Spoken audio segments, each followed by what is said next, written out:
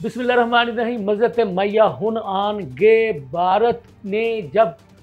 America से रब्ता किया, अमेरिका के पाँव पड़ा, तरले मिन्नतें किए, तो फिर जंगबंदी हुई, फिर जाके सीज़ फायर हुआ। हमारे पाकिस्तानी वज़ीर दिफा जनाब ख्वाजा आसिफ साहब ने वाज़ेह कर दिया है कि अगर अब भारत से बातचीत होगी, मुज़ाकरात होगी, तो 3 अहम इशूज़ पर होगी। वो 3 अहम इश्यूज़ क्या हैं, ये आपको आज के इस व्लॉग में बताऊंगा। और आज पंजाब असम्बली के इजलास की एजेंडे की तमाम कार्रवाई मौखर करके स्पीकर पंजाब असम्बली मलिक मोहम्मद अहमद ख़ान ने भारत को तारीख़ी शिकस्त देने की जो है वो करारदाद मुतफ़िका तौर पर मंजूर करवा ली है।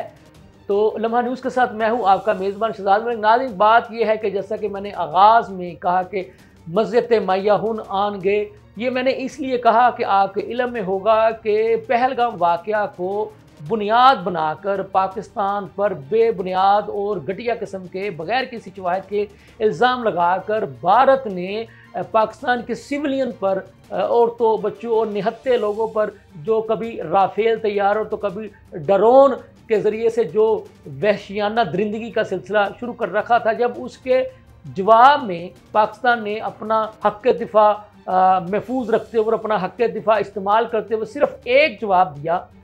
और सिर्फ एक जवाब में ही जो कि भारत पाकिस्तान का अज़ली दुश्मन है, उसकी ईंट से ईंट बजा दी, उसको दंदान शिकन जवाब दिया। उसके घर में घुसकर जब हमारे पाक फ़ज़ाइया के बहादुर नौजवानों ने इसकी एयर बेसिस को तबाह कर दिया, इसके 70% जो है वो भारत की जो है ना वो बिजली का निज़ाम तबाह हो गया, इसके सारे सिस्टम तबाह हो गए। और जब इसको समझ नहीं आई कि अब इसके साथ हो क्या गया है, तो फिर ये फौरी तौर पर जाकर अमेरिका के पाँव पड़ा और अमेरिका बहादुर से कहा कि मेरी पाकिस्तान से जान छुड़ा दो, जंगबंदी करवा दो, सीज़ फायर करवा दो। तो फिर अमेरिका ने इसकी भारत की बेबसी देखते हुए पाकिस्तानी हुकूमत से रब्ता किया और उन्हें कहा कि जी आप जो है वो सीज़ फायर कर दे, जिसके बाद पाकिस्तान ने इस अमेरिकी कहने पर भारत के साथ जो है वो सीज़ फायर किया। अब हमारे जो पाकिस्तानी वज़ीर दिफा हैं ख्वाजा आसिफ साहब, उन्होंने वाज़ेह कर दिया है कि अगर अब कोई टेबल टॉक होगी, कोई बातचीत होगी, कोई मुज़ाकरात होंगे, तो भारत के साथ 3 अहम निकात पर मुज़ाकरात होंगे। सबसे पहले कश्मीर का इशू हल करवाने के लिए बातचीत होगी। इसके अलावा भारत, आपको पता है कि पिछले को 20-30 सालों से पाकिस्तान के मुख्तलिफ इलाकों में दहशत गर्दी के वाक़यात में मुलव्वस है, उस इशू पर बात होगी। और तीसरा इशू है पानी का। आपको पता है कि पानी एक ऐसा इशू है कि भारत का जब दिल चाहता है कि वो पाकिस्तान का पानी बंद करने की धमकियाँ लगाता रहता है। हालांकि सिंताज़ माहदे के बाद भारत ये धमकी भी नहीं लगा सकता, लेकिन क्योंकि भारत के पास कोई और इशू नहीं होता, तो ये वो पानी को बुनियाद बनाकर धमकियाँ लगाना शुरू कर देता है। ये बात भी रिकॉर्ड पर है कि जब अब भी कुछ दिन पहले जब ये पहलगाम के वाक़े के बाद भारत ने ये धमकी लगाई थी कि वो पाकिस्तान का पानी बंद कर देगा, तो फिर हमारी पाकिस्तानी हुकूमत ने फौरी रद्द अमल का इजहार करते हुए कहा था भारत को कि अगर तुमने पाकिस्तान का पानी बंद करने की कोशिश की तो इसको फिर पाकिस्तान के ख़िलाफ़ ऐलान जंग तस्वर किया जाएगा। फिर हमारे पाक फौज के तर्जमान जनाब ने भी जो है वो वाज़ेह किया था भारत पर कि शुरू तुम करोगे फिर ख़त्म पाकिस्तान करेगा। फिर आपने देखा कि शुरू तो भारत ने ही किया था, तो फिर जब पाकिस्तान ने तो अभी वो जिसको कहते हैं ना, अभी तो आगाज़ ही किया था, अभी तो हमारे जो एयर फ़ज़ाइया के जो तैयारे हैं ना, अभी तो उन्होंने उड़ान ही भरी थी। तो ये फौरी तौर पर जनाब इसके भारत के रोने धोने शुरू हो गए और जनाब ये फौरी तौर पर अमेरिका बहादुर के पाँव पड़ गया और इसने कहा मेरी जान छुड़ाओ। वो क्या हो गया, तुमने तो कई रोज़ जो है वो पंगे लिए थे पाकिस्तान के साथ, और हम अपनी पाकिस्तानी हुकूमत को, पाकिस्तानी फ़ौज को सैल्यूट पेश करते हैं कि उन्होंने सब्र तहम्मुल का मुज़ाहरा किया। और सब्र तहम्मुल का मुज़ाहरा करने के दौरान भारत को बार बार कहा कि हमारे सब्र को मत आजमाओ, हमारे तहम्मुल को मत आजमाओ, अगर फिर हमने जवाब देना शुरू किया तो फिर तुम भाग जाओगे। फिर वही हुआ, जैसे ही हमारे तो बहादुर जवानों ने सिर्फ एक ही मरतबा इनके घर में घुसकर इनको जाके मारा है, तो ये रो पड़े हैं। तो वही बात ये है, जैसा कि मैंने पहले भी कहा था कि हौसला नहीं रखते हो बर्दाश्त करने का, तो फिर पंगा क्यों लेते हो। अब तो तुम्हें समझ आ गई होगी ना कि पाकिस्तानी अफवाज जो है ना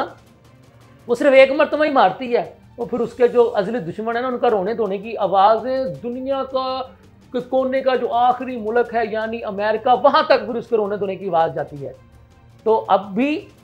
मोदी साहब आपके पास वक्त है, अपनी पार्लियामान की आवाज़ सुन लो। तुम्हारे तो अब पार्लियामान ने तुम्हें कह दिया है कि शर्म करो, बाहर आ जाओ हमसायों के साथ पंगेबाजी करने के। तुम्हारी जो मुल्क की जो फनकार बरादरी है उन्होंने भी पाकिस्तान को मान लिया है कि कैसे पाकिस्तान की बहादुर अफवाज ने तुम्हारे घर में घुसकर तुम्हारी ऐसी तैसी फेरी है। हम देख रहे हैं आपका सोशल मीडिया भी, आपके तो सियासतदान, आपके फनकार हमारी पाकिस्तान की बहादुर अफवाज की तारीफ़ें करते हुए दिखाई दे रहे हैं, और वो तस्लीम कर रहे हैं कि हाँ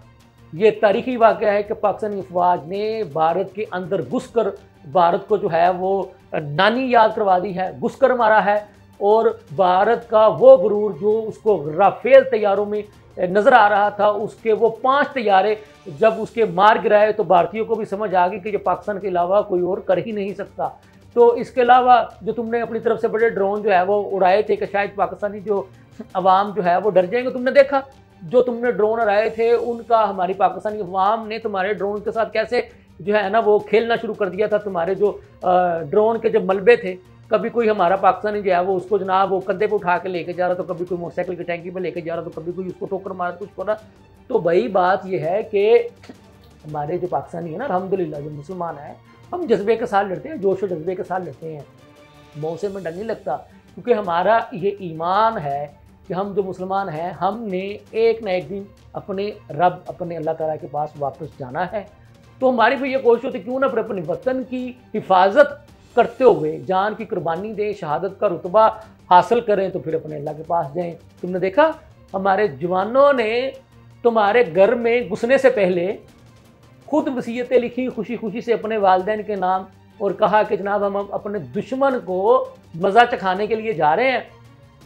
आ गए तो गाजी, ना आए तो शहीद। तो बात यह है कि हम तो ये सोच कर निकलते हैं,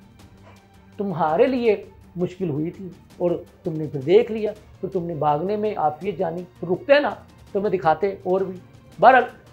जंगें कभी भी किसी भी मसले का हल नहीं हुआ करती, जंगों का हमेशा नुकसान ही होता है, और ये बात हमें समझाने की कोशिश की थी, लेकिन तुमने हम पर जंग मुसल्लत करने की कोशिश की, तो फिर उसका जवाब देना जो है वो बन चुका था, वो तुम्हें वो जवाब मिला। अब भी अगर खुदा न खास्ता मुस्तकबिल करीम में तुमने जहारियत मुसल्लत करने की कोशिश की, LOC पर बिला इश्तियाल फायरिंग करने की कोशिश की, तो तुम्हें उसका भी मुंह तोड़ जवाब दिया जाएगा। ये थी अब तक की ताज़ा तरीन सूरत हाल, इसके साथ ही मुझे इजाज़त दीजिए। अल्लाह।